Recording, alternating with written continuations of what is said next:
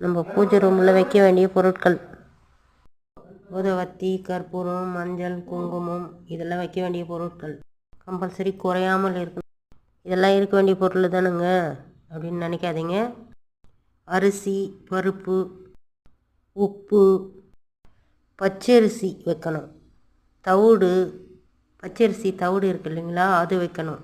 இதெல்லாம் ஒரு கப்பில் வச்சு நம்ம பூஜை பண்ணுறதுக்கு முன்னாடி ஒரு இடம் ஒதுக்கி அந்த இடத்துல வச்சுட்டு நம்ம பூஜை பண்ணும்போது அதுக்கு ஒரு ஆரத்தி காட்டிட்டு வந்தோம்னா நமக்கு செல்வம் சேரும், நிம்மதி கிடைக்கும்.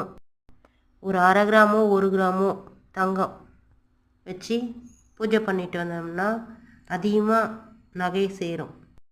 எப்போவுமே தெய்வீக நறுமணம் இருந்தால் லக்ஷ்மி தேவி வாசம் பண்ணுவாளாம், நம்ம வீட்டுக்கு தேடி வருவாளாம்.